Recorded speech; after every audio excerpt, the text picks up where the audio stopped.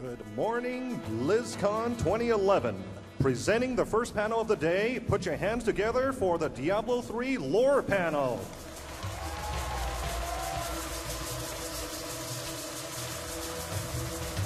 What's up, everybody?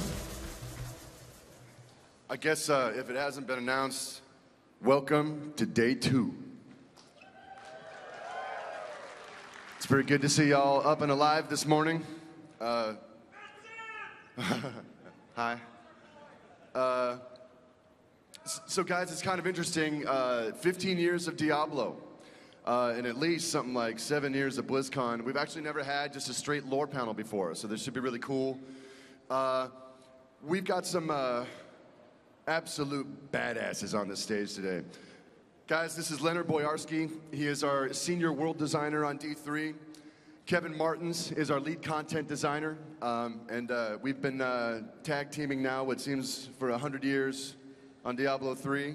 We're gonna riff a little bit on some new ideas, talk a little bit about Book of Cain and some of the history we've been trying to put together, and then we'll open it up for Q&A around the midpoint. I'm sure you guys have a lot of questions. Hell, we do too. So as we get started here, I wanted to tell you guys, many of you know we've been doing this Book of Cain thing. Do we talk about it a little later in this presentation? It's up to me. Talk about it right now. So we put together this thing called Book of Cain because you know, the past number of years as we've been developing the story for Diablo 3, it demanded that we kind of relook at the world and relook at, you know, kind of the way history flowed.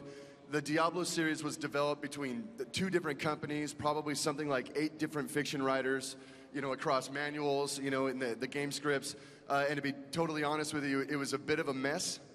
And as we started really getting deep into D3, where like new ideas were coming out and kind of new looks at the world were taking shape that were really, really cool. And so we started to really look at the history and tighten up and trim and kind of relook at how these ideas stack. So, you know, so you get like the most maximum tight and smartly built, you know, continuity, you know, game continuity. So, and that really begat the Book of Cain. You know, as we kind of got all these ideas together, you know, this is pretty badass. Maybe we can, you know, put this in a cover and give it to people. So I just want to say up front, we get this on the Warcraft and StarCraft fronts all the time, is, you know, when you start tweaking things and, you know, purposefully retconning things, you know, it can get a little emotional. You know, people like to know what they know and like to count on, you know, the lore that they've been following for years. So I just wanted to say up front, especially in the Q&A part, I'm sure you guys are going to have a lot of questions for things. I know like previews for Book of Cain went up last night, and some things look a little different than they've looked for years.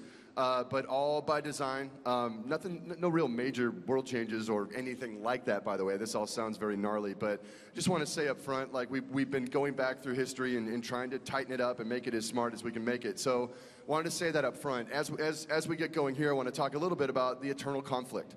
As I roll right into that, we want to kind of debut kind of a kit of ideas that we've been building into Diablo for a while, but we haven't really evidenced in the game series so far. But I thought it'd be fun for you guys to see a little bit of the angels in the Diablo universe, right? We don't talk about them a whole lot. The only character you guys have seen consistently is Tyrael.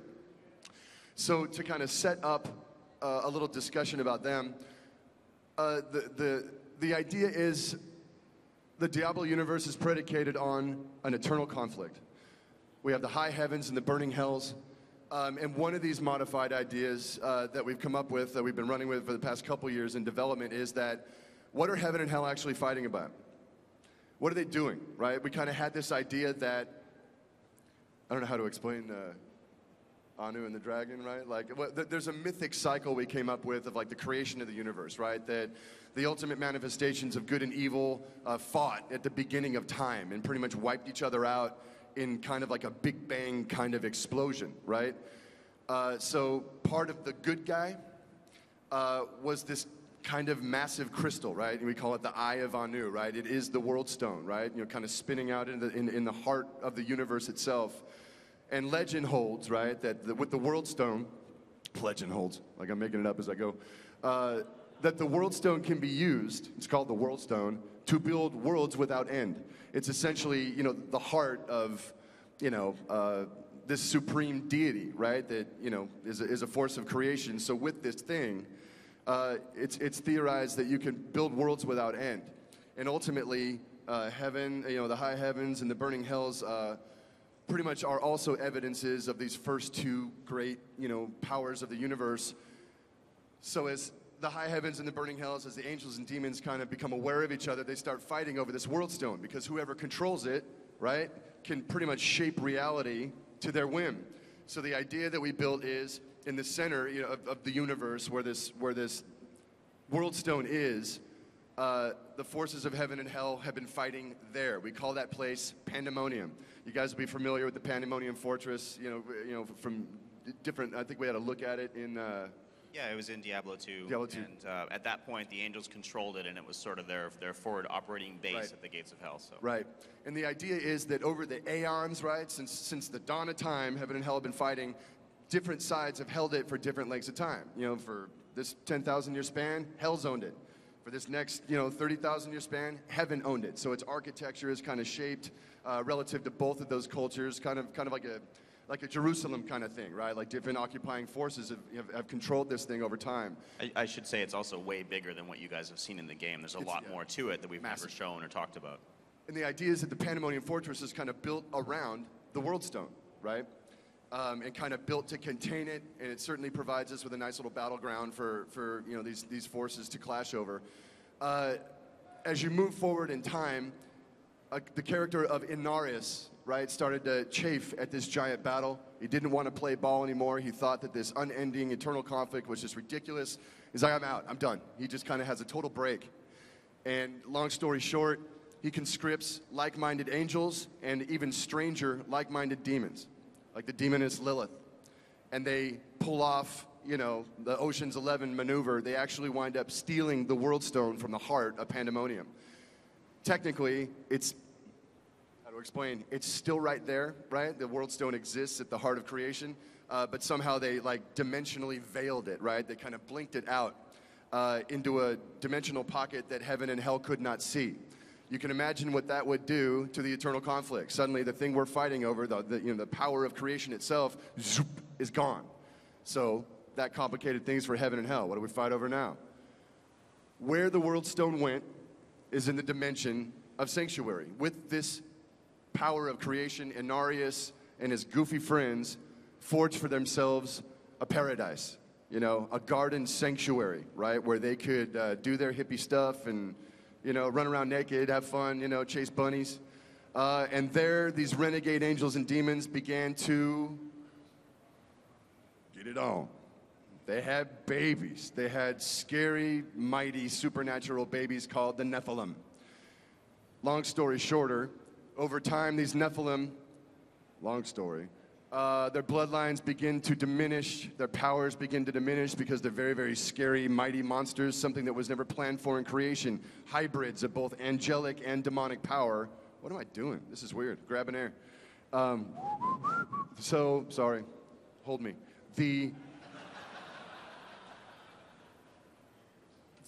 hell were we talking about? So the Nephilim ultimately diminish and become us, become men, and the idea, and women, and the idea is that locked within mortal genetic code, right, is the power of gods, right, far beyond angels and demons, right? The thing that scares the living hell out of heaven and hell is the fact that we are the potential to be far mightier than they. Some of these ideas you guys might have seen in the Sin War trilogy that we put out a number of years ago with Richard Knack. We were kind of riffing in this space and trying to construct a trilogy that would sing to some of this stuff. But if you guys wind up checking out the Book of Cain, we definitely get into all this stuff and show the very linear chain of events that really produced Sanctuary. So having said all that, let's get into this. So angels, we never talk about them, right? You guys might have heard a few names before, like Tyrael, Isual, Angiris, this angel that went nuts and stole the World Stone and made a world for us to live in. As we were developing Diablo III, we thought it'd be cool to kind of chase down these angels, right? Just kind of, hey, you know, who are these guys? What's going on? We always deal with the Lords of Hell. We know exactly who these 7 yahoos are. Why not just kind of riff and you know, hook ideas for the other side of the argument? So what we jammed up long ago was the Angiris Council, right? The council of 5 archangels that pretty much rule and administrate over the high heavens, right? They are the direct opposite counterpart to the lords of hell. Much like the lords of hell, who each have their own sphere of influence, like, you know, the Lord of Terror, hate and destruction.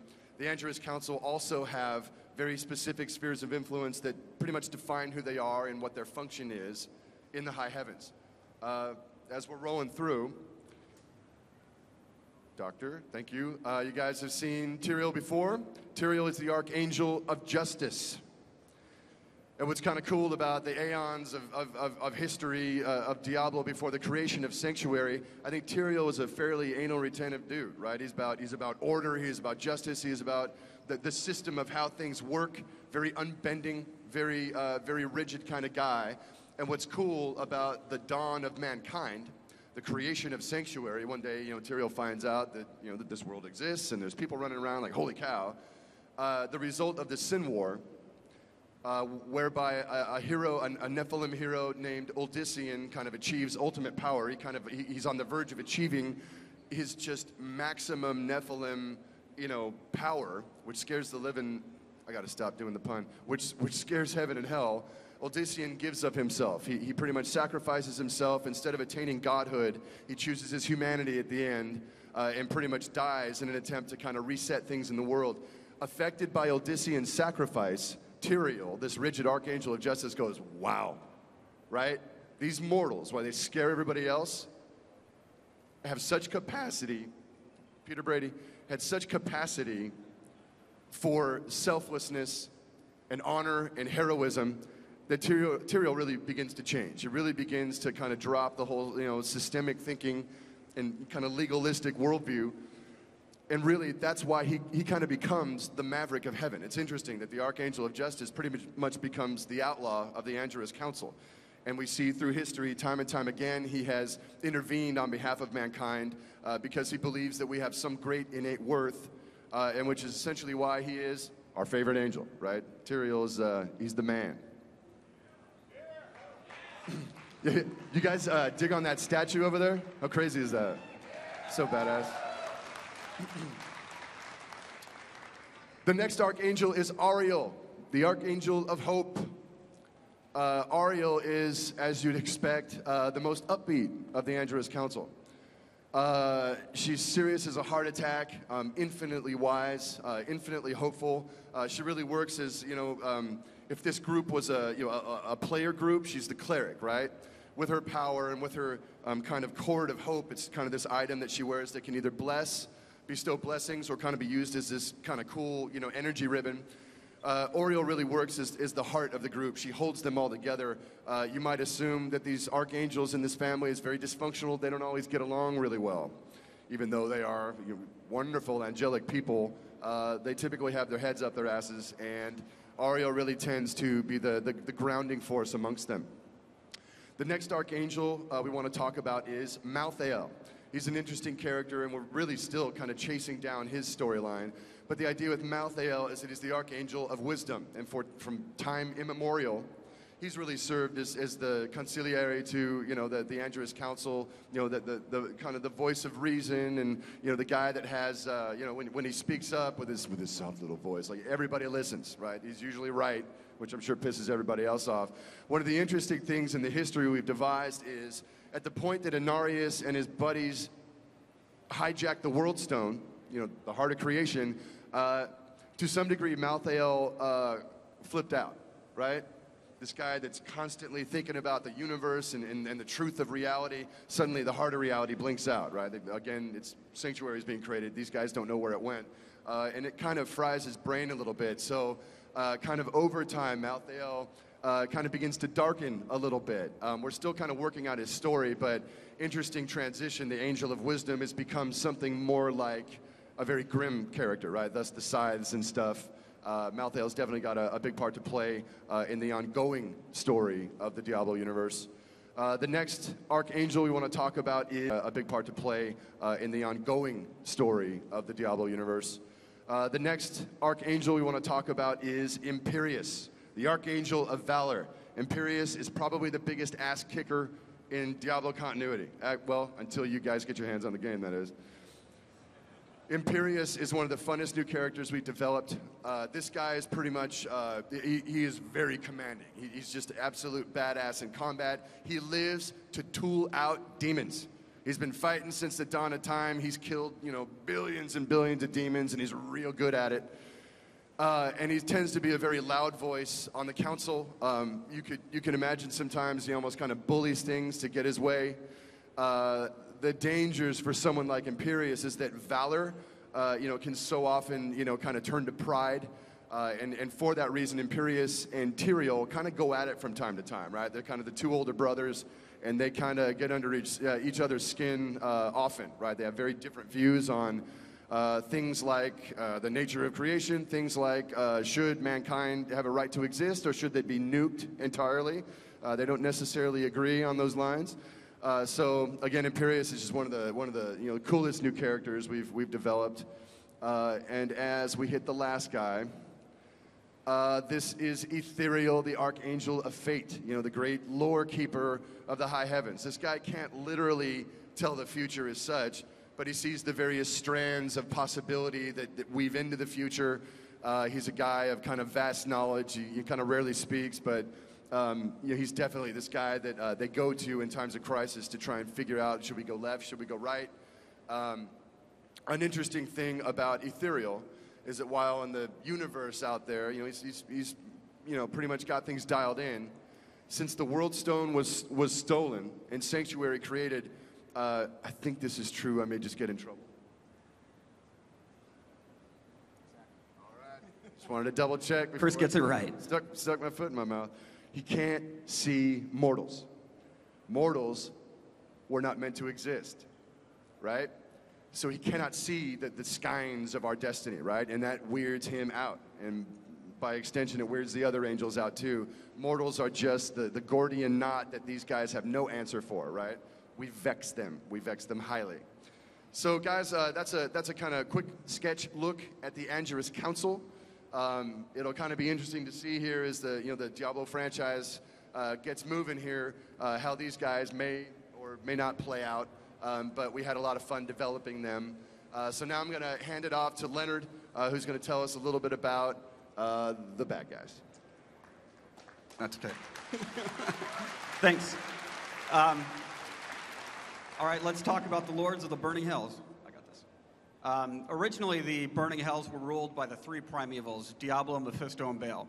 And subordinate to them were the lesser evils, Belial, Azmodan, Duriel, and Andariel. And as Chris has already mentioned, from the beginning of time, they were involved with the high heavens in the eternal conflict, basically a war to see who would hold sway over all of creation. And this went on until the discovery of the existence of Sanctuary. Once again, as Chris has mentioned, this was created by renegade angels and demons. So this was something new in all of the history of time, something that both angels and demons had a stake in, that they were responsible for. And this led to a surprising development. They called a truce in the eternal conflict. But even more than a truce, they agreed to a non-interference pact. They said that neither side would interfere with the development of mankind on Sanctuary.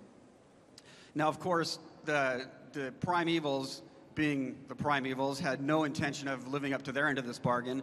They theorized that mankind, left to their own devices, would drift over to the side of darkness easily enough, of course with a little bit of a push here and a shove there, provided by the primevals themselves. This didn't sit well with the lesser evils, especially Belial and Azmodan, and they made their displeasure known by starting a civil war in hell. Now, this civil war went on for quite a while, until even the minions and armies of the primevals turned on them. And the primevals were overwhelmed by the sheer numbers, and they lost this civil war. This led to them being exiled to Sanctuary in what is known as the Dark Exile, and this in turn led to the events of Diablo 1 and 2, where they were hunted down and captured by the Horadrim. And if you all recall, in Diablo 1 and 2, they escaped their imprisonment, and it's your job to hunt them down again and destroy them. But you don't only destroy the primevals in those games, you also destroy Andariel and Duriel.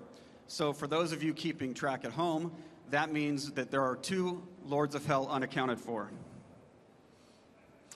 So the first Lord of Hell that you meet in Diablo III is Belial. He's the Lord of Lies. He is a master of subterfuge and deception. He's very insidious, but he doesn't like to get his own hands dirty. He likes to use underlings for that purpose. This is Magda. She's a witch. She leads the Coven. It was filled with dark cultists who have pledged their life to the service of Belial. They are the antagonists that you meet for the first good portion of the game before you ever run into Belial, and they're a lot of fun to deal with. Also on Belial's payroll are these snake demons, in keeping with the theme of deception. That is what Belial is all about. These guys can disguise themselves as human beings, so you'll never know when you're dealing with them or when they're going to turn into demons and attack you. Now, as far as Belial himself, he's all about corruption from within. He's not an in-your-face kind of guy. He likes to manipulate his opponents. He likes to play on their fears and mistrust to turn them against each other. And he somehow used these techniques to take over the most important trade city in the world, Chaldeum. He's also sent his cultists, the Coven, and the snake demons out into the borderlands surrounding Chaldeum, and they've driven thousands of refugees into the outskirts of Chaldeum. But the city has been closed, so they have this refugee crisis. There's starvation, there's disease, and you need to figure out how Belial has accomplished this, how he has taken control of the city, and what his plans are before all these people die. Moving on, we get to Azmodan, the Lord of Sin. Now, Azmodan, as the Lord of Sin, has as his lieutenants the 7 deadly sins. In our game, you're only going to meet 2 of them. And the first one we're not going to talk about today. You're going to have to play the game to find out who that is. But the second one is Sedea, the Maiden of Lust. Now, some of you may recall that 2 years ago, at Blizzcon, the costume contest winner was dressed as the Maiden of Lust, who at the time was known as the Mistress of Pain. It's a funny story. She was cut from the game, actually. She wasn't even in the game at that point. We had had the concept made for her, and we had kind of tossed her aside, said, you know, she's cool, but we really don't have a place for her. But once we saw the costume contest winner, we're just like, that is so awesome. We have to make sure to put her back in the game. So we found a nice spot for her as one of Azmodan's lieutenants. She's kind of like... So you guys do have an effect on what we do.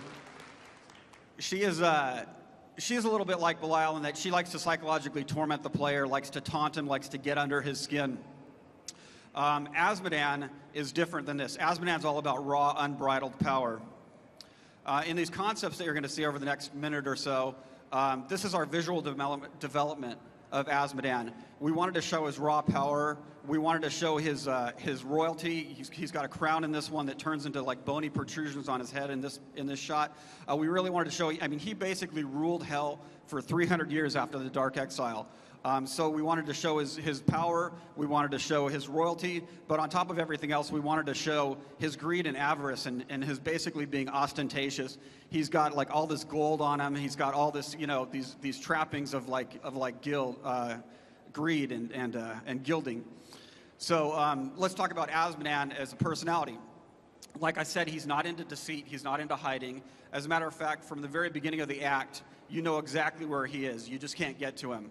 He's behind the demon invasion that Deckard Cain has been warning everybody about for 20 years. And you can't get much more out in the open than spearheading a demon invasion. As you guys saw in the opening ceremony, we showed the cinematic that has him confronting Leah, and he's about 2 steps ahead of the player. He knows that you're coming for him. But even more than that, he knows about the Black Soul Stone. Now, I'm sure you all have questions about what the Black Soul Stone is, but let's just suffice it to say that the Black Soul Stone is a very powerful artifact that you're going to use to capture and destroy him. But he knows that if he gets his hands on the Black Soul Stone, he will be able to wield more power than any Lord of Hell has ever wielded before. The fact that he knows this is bad news, and it's quite a surprise to the player when you find out. So obviously, you need to get your hands on this artifact first and keep it from him. And lastly, and possibly most importantly, Azmodan here is the last Lord of Hell. You've defeated Belial, you've defeated all the other Lords of Hell in the other games, so that means that there are no more Lords of Hell. The burning hells are wiped out. There's no one left to influence or unduly corrupt Sanctuary. Once Azmodan is defeated, all evil will be gone forever. at least that's the theory. And then there'll be happiness and rainbows for everybody. Kevin? I'm sorry, Chris. Oh, that is me.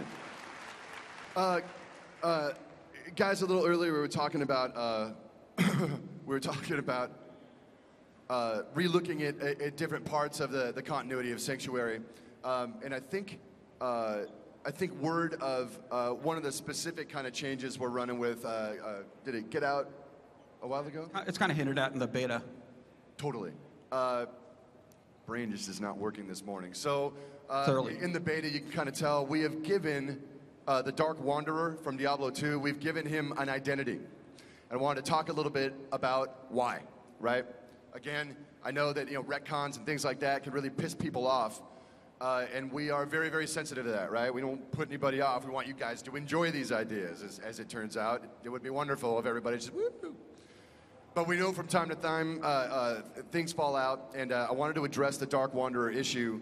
The reason we gave this guy an identity, well, I'll give you a weird one right off the top of my head. I'm not announcing anything, by the way, as I get into this, but let's say theoretically, I swear to you I'm not announcing anything.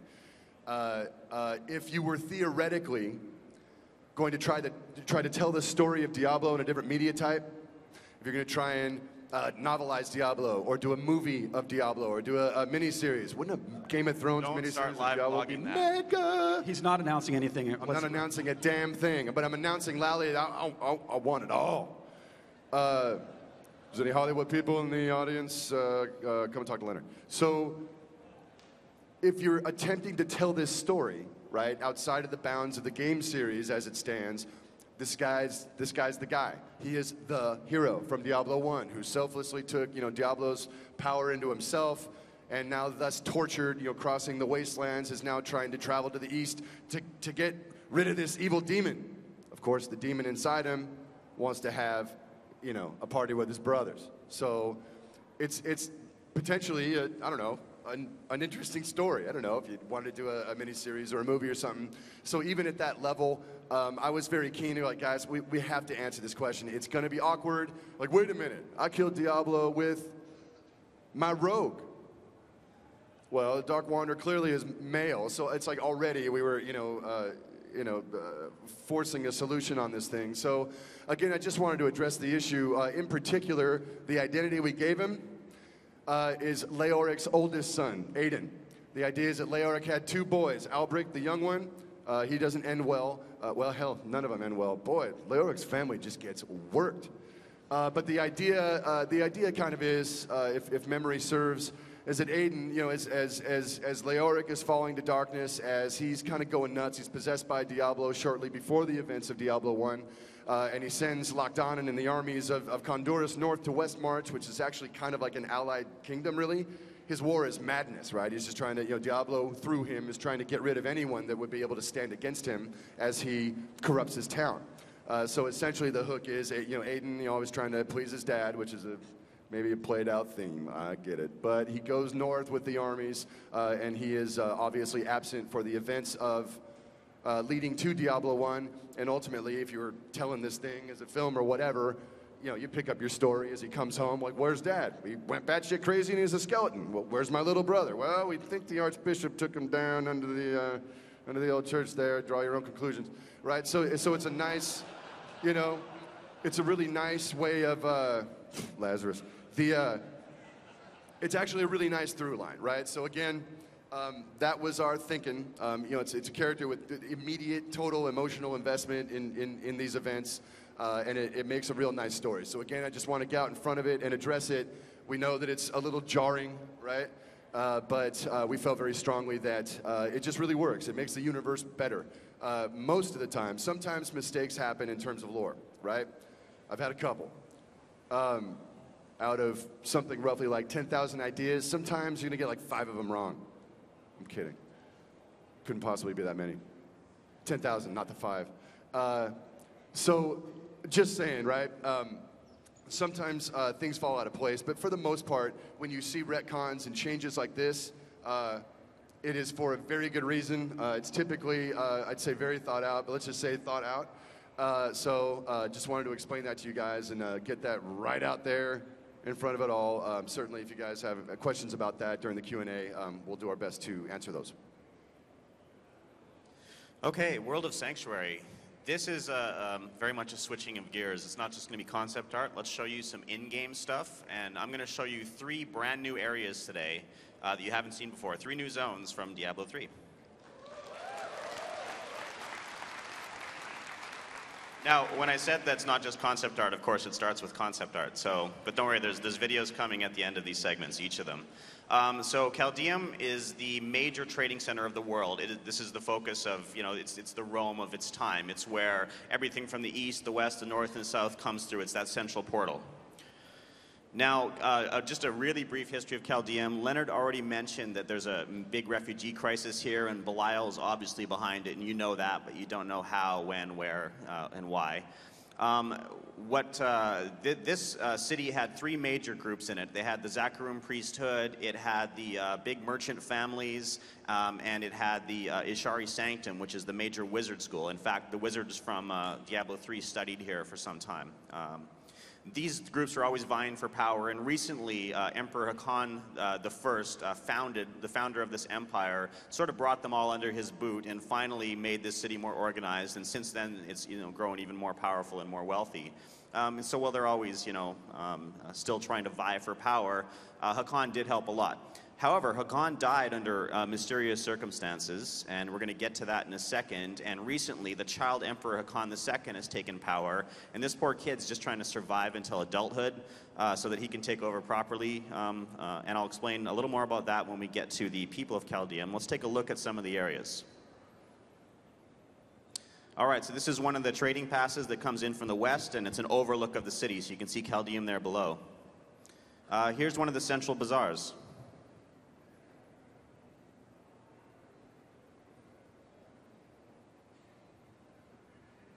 A tavern. Now, the society, and we're going to show a bunch of people in a second, is very stratified. In fact, literally, the rich people live above in this sort of cloud city-like approach, these massive platforms above the poor people.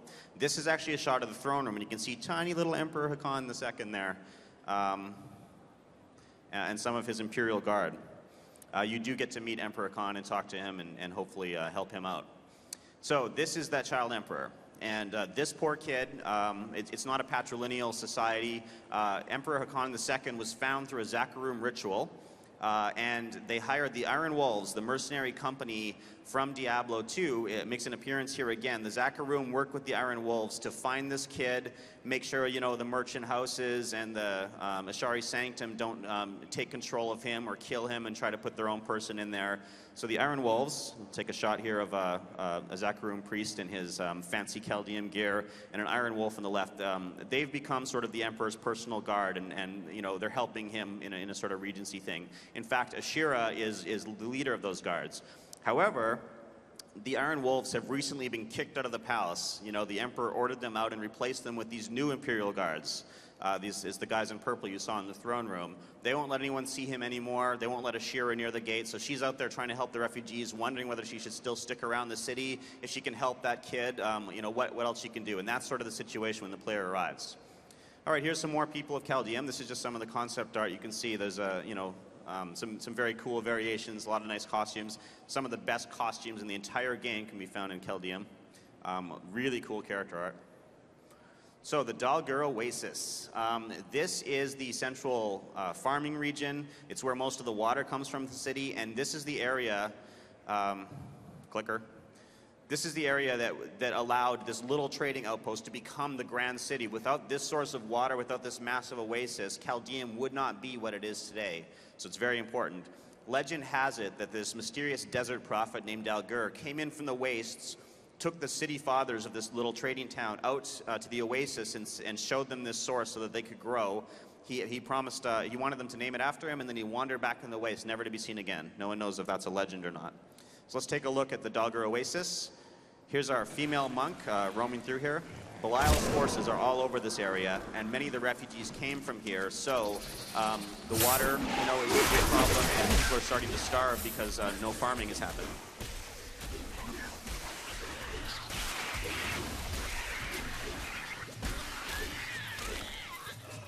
Watch for the exploding plants. The fauna is fun here. Flora and fauna.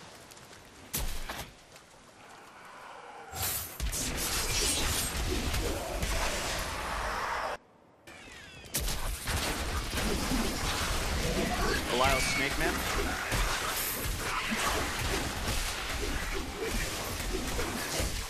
Not really a meaningful match for the female monk.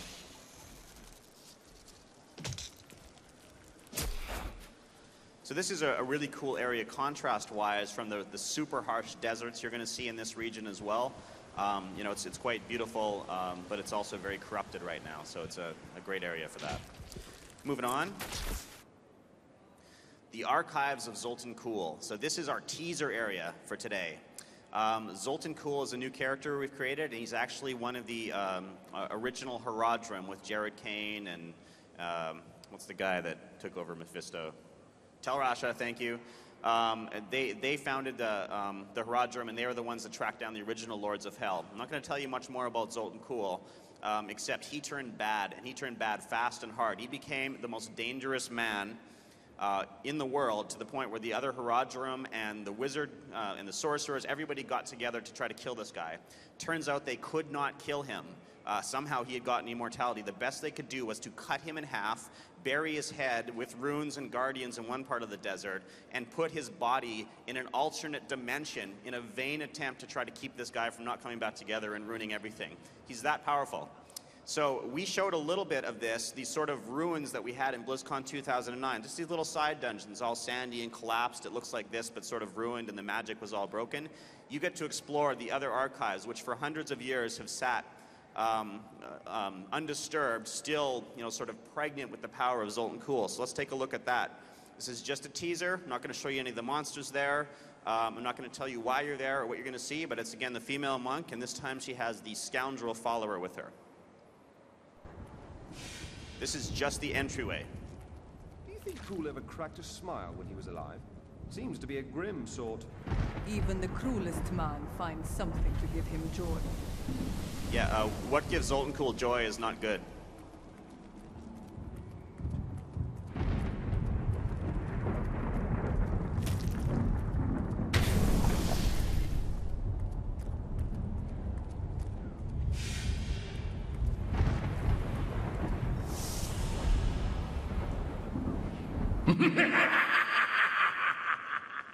Ooh, ominous.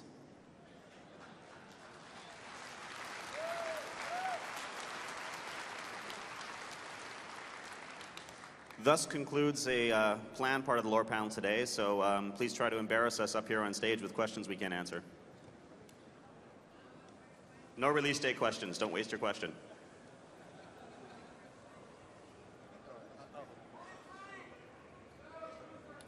I have a question about a character from Diablo 1, Adria.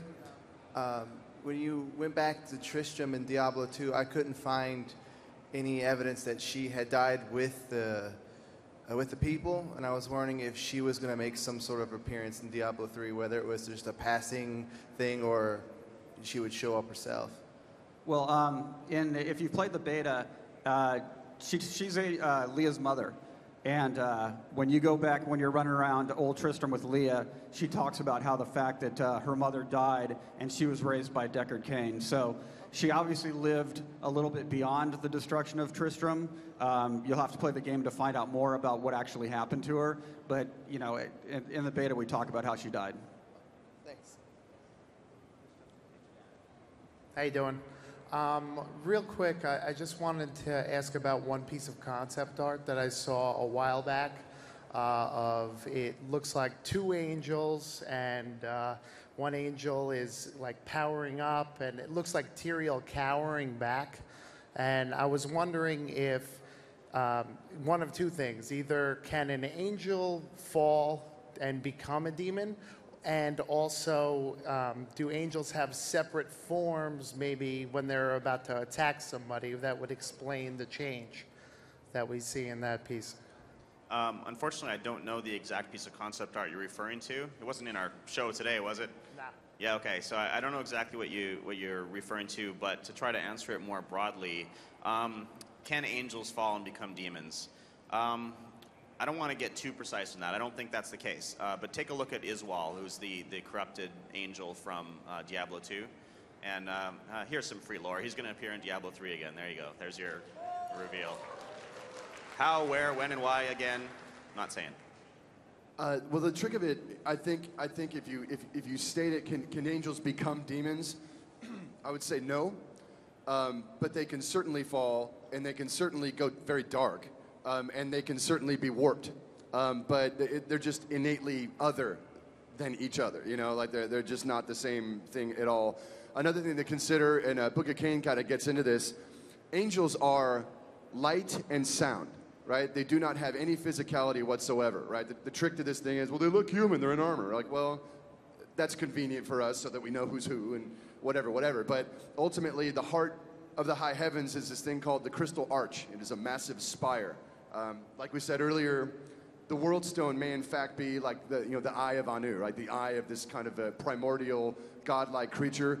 Well, the crystal arch is rumored to be his spine, right? That when the Big Bang hit and these primordial creatures exploded and the universe was birthed, the crystal arch kind of spins up and out into the dark and over time kind of grows and really becomes the physical place of the high heavens. Angels are birthed from the arch. It hums with sound and music and power, right? And angels really, like the wings, actually, the angel's wings, that's actually them, right? The armor is just for purposes of building a world and being able to interact with these characters, right?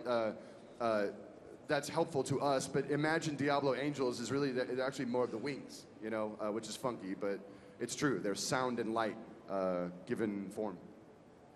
What was the question?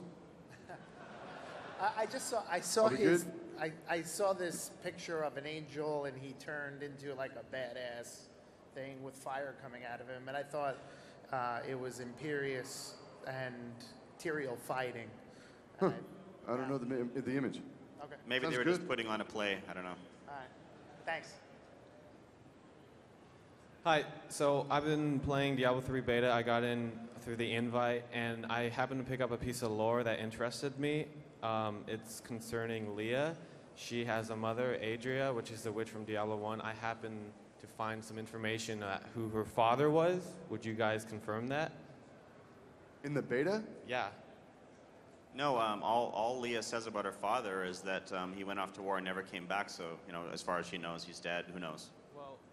Well, there was some hinting at who the father was, and I don't know. I don't want to spoil anything, but may I say? Neither do we.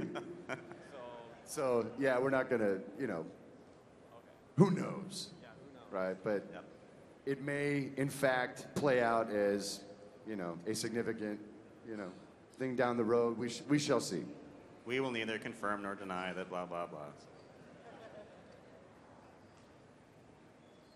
I'm also playing through the beta, and one of the possible encounters is actually finding the corpse of Wariv from Diablo 2. And two questions. One, why did you kill Wariv and not Geed?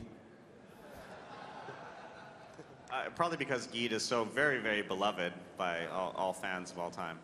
And who says we didn't kill Geed? Who knows? Where is Geed? Interesting question. Well, that's my second question.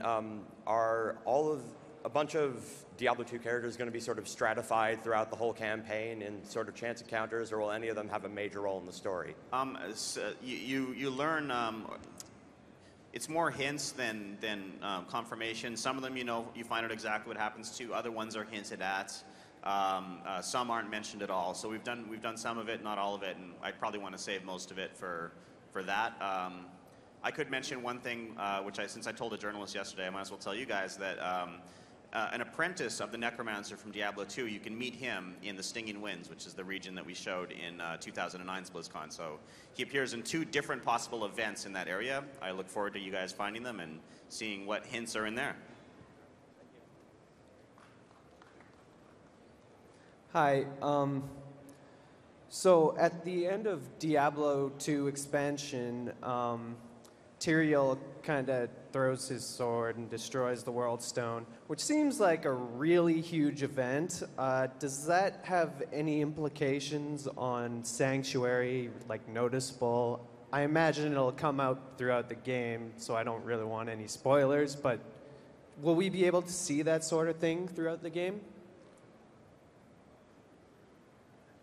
The answer is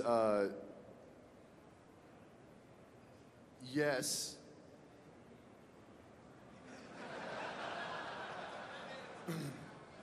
The answer is yes. Yeah, the destruction of the World Stone, or was it, is a huge moment in the universe of Diablo, right? I guess the question would be, can you destroy a World Stone? I know what we saw, but right, I mean, it's just possible. We've mentioned before that the World Stone was one of the things that was suppressing the power in humanity. There's sort of natural birthright of being Nephilim, so it's broken now. What does that mean? What does it mean for mankind? What does it mean relative to the eternal conflict? Can you destroy this thing? Or, especially if you consider it exists at the heart of creation, right?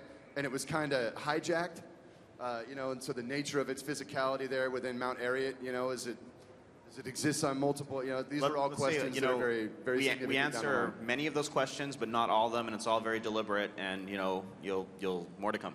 Well, something that we even talked about this morning is that, the World Stone kept large numbers of angels and demons from coming to Sanctuary. So now that it's gone, people were wondering why the invasion hasn't happened. And finally, when you run into Azmodan, the demon invasion is finally happening. So that's at least one way that it's definitely infecting Sanctuary. Yeah, and Azmodan's not an idiot. He's seen what's happened to all of his brethren, and he knows how dangerous humans are. So he's trying to be careful and come with overwhelming force. It's funny, Azmodan's invasion actually happened like 15 years ago, but he forgot his keys at home and they had to turn around and go back. That was terrible. Can we get a courtesy laugh for him?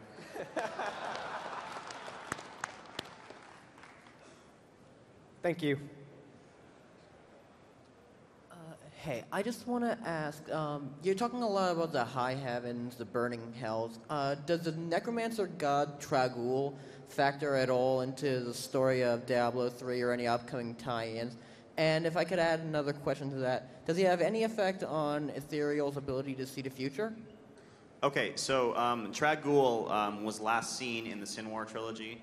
And he is the father. For those of you who don't know, he's sort of this world protector dragon. He might be a living constellation. He might be a personification of, the past, present, and future of humanity. So he's a mysterious character. He is the founder of the Necromancer Order, and he's very concerned with balance. He is not around anymore. After he set his necromancers on the path, Rathma was their founder, and he, set them on their path. He's gone. We don't say where, and that's sort of one of the mysteries of the universe that's out there right now. And does he really? Nope. Okay. Hi. When we killed the two lesser evils in Diablo 2, they didn't actually have like a soul stone, so would they still be around?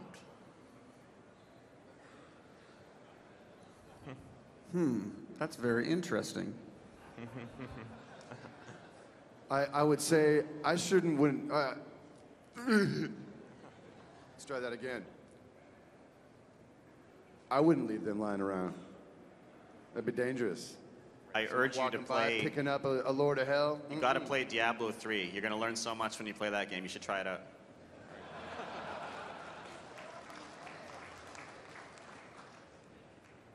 Thank you. You are totally not satisfied with that answer. Hey guys, I had a quick question. In the cinematics for Diablo 3, you see like the smoking remains of a mountain and this demonic horde pouring forth from the bowels of it. Is that mountain the shattered remains of Mount Arreat after the World Stone was broken? Yes. And why at that particular point are they choosing to invade from? I would say, boy, have we even discussed, there's a logical one that pops into my head. I don't even know if we've discussed it because it's always just been, it just seemed obvious, but if the World Stone just went up or whatever happened to it, this is the place between the worlds where, the fabric of reality is weakest. So if you're going to invade, right, it's kind of the spot where, you can push a lot of demons through, right? So, I don't know.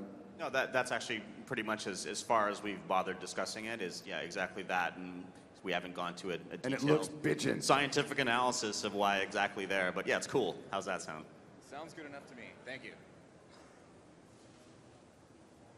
Hey guys, I have a two-part question for Kevin. So, why are you so devilishly handsome? And I just asked him that this morning. Yeah. I've been waiting for the softball questions. Thank you. Yeah, no problem. And the second part is the witch doctor. Which tribe does he come from? What's the name of it? Now you're killing me. Is it the Seven Stones? I don't know. We'd have to look. The answer to the first question, I can do that one though. It's skin cream. You got to look after your skin. You can actually. There's a web story about it, and Abd al-Hazir visited his tribe. So the tribe that he goes to is actually the witch doctor's tribe. You remember that character's name, but you don't remember the witch doctor tribe name? He reads a lot of lore for us in the game, so I carefully remember him. Thanks, guys. Yeah. You just, I was watching some of the videos there about environments, and I was just wondering, the environments look to be really detailed, and I was just wondering whether they're still randomized or not. Yes, they are. So it's a little different than it was in Diablo 2 in that the exterior zones, the outside ones, the non-dungeons, don't have randomized edges. Those are set, and as a result, they can look a lot cooler. What we have is giant sort of squares of content in the middle that switch out. So you could walk through, and one time there's a little encampment, and it's full of snake men, and you kill them, and you get a lore, and it's like Belial's orders, and you learn a little more about the story. The next time you go, it's the entrance to a temple, and inside is a treasure hunter, and he's got the Idol of Ragnar, and then you got a 30-minute dungeon underneath, and the time after that, it's one of Zoltan Kuhl's archives. So we do it sort of that way. And other time you can walk through and it's just empty desert.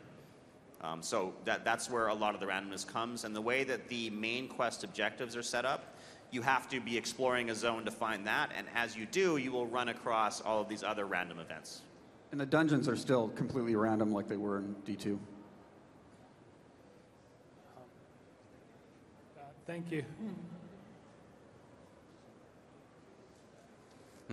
Hello, so after what you said, I would like to know where is my hero of Diablo 1?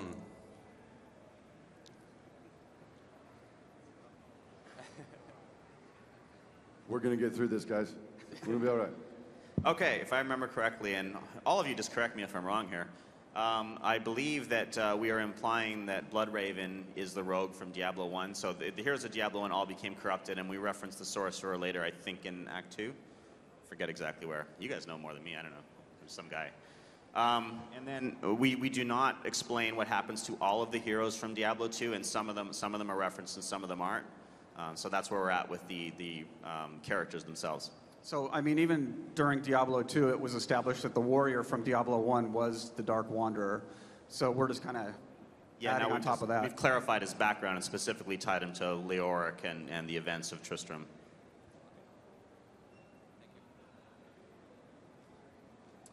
Hey guys, I always liked the fact that in Diablo 2, some of the equipable items had kind of a direct connection to the lore, such as Azarath and so forth. And I was wondering if any of the loot in Diablo 3 might have kind of a direct connection to the lore that might make it, in the player's eyes, something I really need to have. And then also, really quickly too, one of my favorite NPCs was Ormus in Diablo 2, and I was wondering if he might have a less ratty life making an appearance in Diablo 3.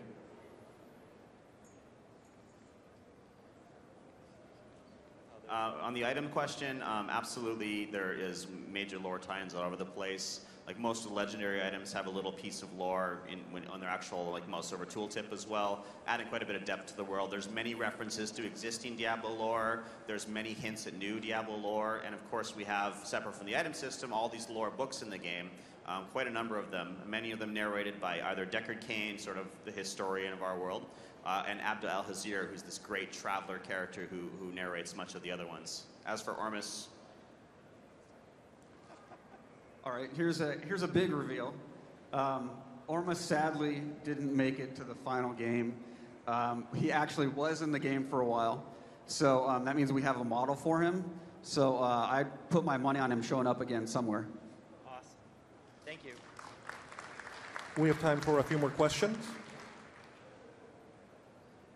Okay, you just mentioned about the Diablo 1 heroes were going to be Blood Raven in Diablo 2. So I'm wondering, is the Summoner also the hero from Diablo 1?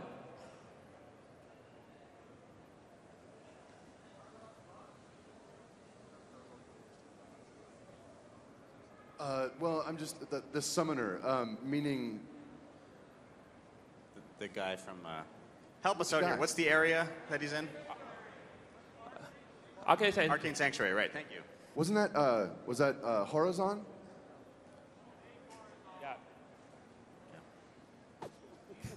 Man, we're doing great. Yeah, the question, the summoner was supposed to be the hero, yeah, from Diablo 1. I was just, what I was asking when you asked the question without the mic was, did we confirm that or did we hint at it? I think we confirmed it. So, yeah, I think. That was the intent. I don't, hopefully it came across. Good thing I'm manning a lore panel. Yeah, thank you. Thank you very much.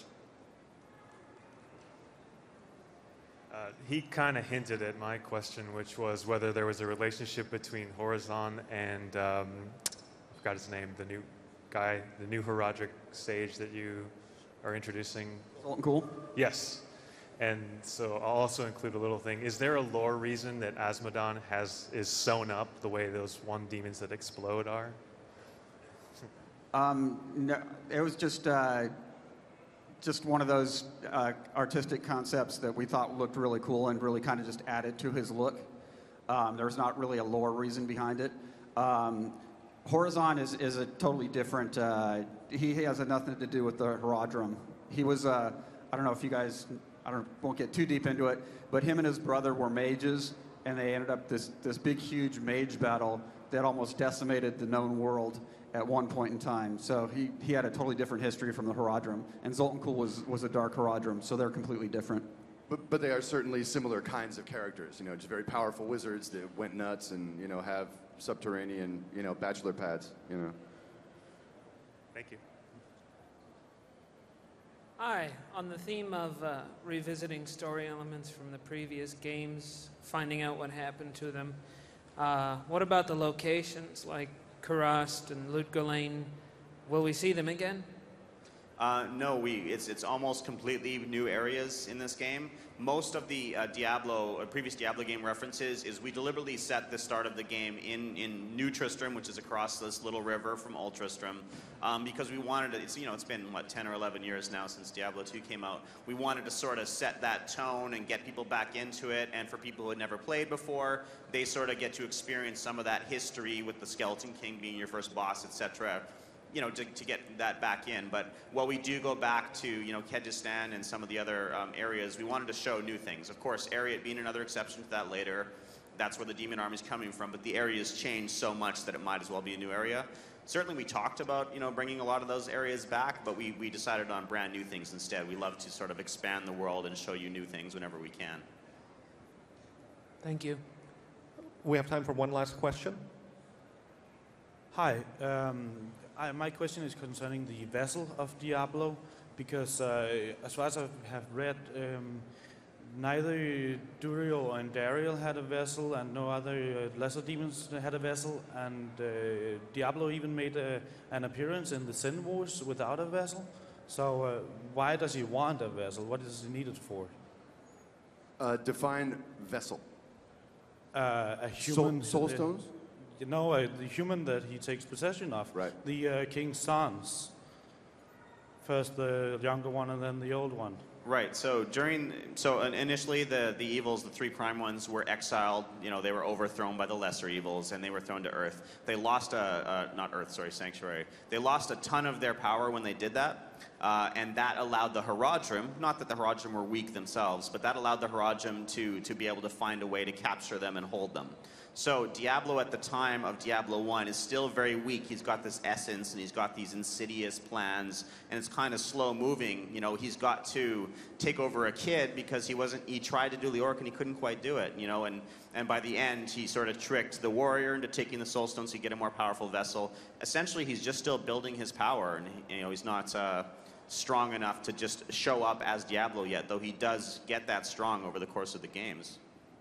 I think you can argue just technically that while the World Stone was up and doing its thing, which suppresses, angels and demons really to some degree, that most of these evils or whatever would have to be anchored in some kind of mortal form to possess them or whatever, really just to be anchored in this reality. Although with the World Stone blown to bits, all bets are off. You know what I mean? So these guys, very mega level, can probably just walk right in, Thank you. Let's please give our panelists a big round of applause for their time.